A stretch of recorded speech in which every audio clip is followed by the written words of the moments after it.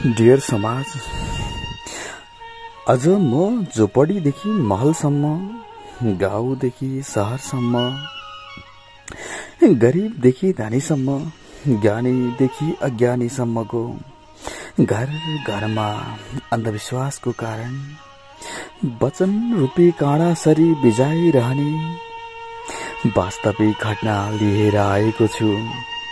हो, अझै पनि हिँड्दैछन् मेरा बा, छोरी पढाउँदा लागेको ऋणको सिरानी बोकेर। मान्छे रहरले सहर पस्छन्, मेरा बा आमाले मलाई घरमा रहर भित्र आउन आफूले जहर पिएर सहर पठाएका हुन्। आमाको हातबाट चुलो र ढुङ्ग्रोले मितेरी नलगाइकन मेरो घरमा उज्यालो हुँदैन थियो। हो, म रुकुम पश्चिमको माटोमा जन्मी, पहरा र छहराको स्पर्शमा मितेरी लगाई नेपालको राजधानीसँगै जोडिएको नुवाकोट जिल्ला दुप्चेश्वर गाउँपालिका सबैको मन मुटुमा बस्न सफल दुप्चेश्वर महादेवको काखैमा अवस्थित शिखर बेसी स्वास्थ्य जगीमा विगत 7 वर्षदेखि कर्म गर्दै आइरहेकी तपाईहरूकै शर्मिला सिस्टर। कहानी 2081 फाल्गुन 17 गतेको हो। दिनभरको थकाई अनि उता आमाको छोरी खै पकाएको भात भन्ने प्रश्नको जवाफ दिनकै लागि भए पनि दिनहुँ खाना पकाउँथे। यसो घडी हेर्छु, रातको 9 बजिसकेको हुन्छ। आँखा मिच्दै हत्तपत्त खाना खाई ओछ्यानतिर पल्टिन्छु। यसो आँखा लोलाको मात्र के थियो, 81 फोनको घन्टी बज्छ। म तर्सिएर कामले मोबाइल हेर्छु। रातिको 2 बजिसकेको हुन्छ। डराएरै भए पनि हतार फोन उठाएको मात्र के थिएँ, उताबाट हात्तीको आवाज आउँछ। सिस्टर मेरो जहानलाई बेताले धेरै च्यापेर स्वास्थ्य जोगी ल्याउँदै थिएँ। आधी बाटोमा आएपछि हिँड्न नसकेर थुचुकी बसिन्। अनि रगत पनि बेसरी बगिरहेको छ, के गर्ने होला। अझ छिटो आइदिनु पर्यो भन्दै एकदमै हात्ती रहेको आवाजको ध्वनि मेरो कानसम्म आयो। म फोन राखेर हत्तपत्तसँगै बस्ने सहकर्मी साथीलाई उठाउँदै प्रसुतिको लागि चाहिने आवश्यक सामग्रीहरू तथा औषधिहरू लिएर सुत्केरी आउँदै गरेको बाटोतर्फ लाग्यौं। हामी 2 महिला मध्ये रातको समयमा सुनसान समय, सायद हामीले बत्ती बालेर होला, चारैतिर कुकुर भोकिरहेको थियो।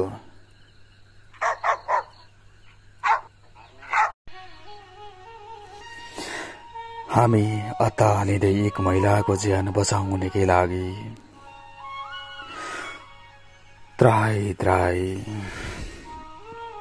स्वास्थ्य संस्थाबाट लगभग 15 देखि 20 मिनटको दूरी हिँडिसकेका थियौं।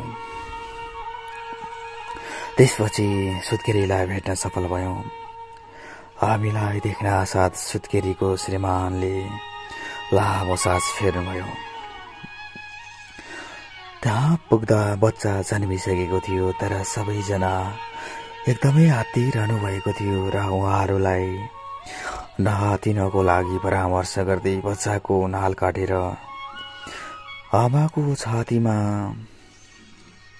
न्यानो गरेर राख्दै थर्ड स्टेज म्यानेजमेन्ट, तेस्रो चरणको व्यवस्थापन गर्दै आमालाई पीपीएच, उत्तर प्रसुति, रक्तस्रावको लक्षण देखा पर्यो र हामी सबैजना मिलेर स्टेजरमा बोकेर हतार स्वास्थ्य संस्थामा लिएर आयौं।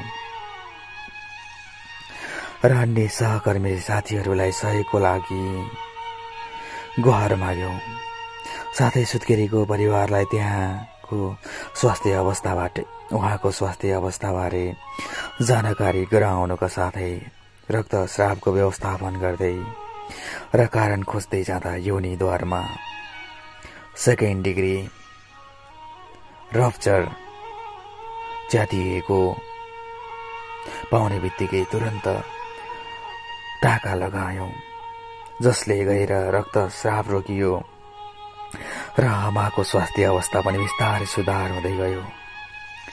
तर भर्खरै जन्मिएको सन्तानप्रति कुनै माया मोह देखाइएन त्यहाँ। सुत्केरीसँग परामर्श गर्दै जाँदा रक्तस्रावको पीडासँगै छोरा नै पाउनुपर्छ भन्ने परिवारले दिएको मानसिक तनाव पनि पायौं। साथै उहाँहरूको अनुहारमा पनि कुनै खुसी पाएनौं। उहाँहरूको अनुहारमा कुनै खुसी पाउन सकेनौं। त्यसपछि हामीले उहाँको श्रीमान र सासूलाई सँगै राखेर छोरा र छोरी जन्मिनुमा गर्भवती महिलाको कुनै पनि हात हुँदैन। शिक्षा पायो भने छोरीले पनि छोराले जस्तै हरेक काममा सफलता पाउन सक्छन् भनेर सर्लङ्ग पारेपछि उहाँहरू तिनैजनाको मुहारमा खुसीसँगै मुस्कान आयो। तर त्यति नै बेला घरबाट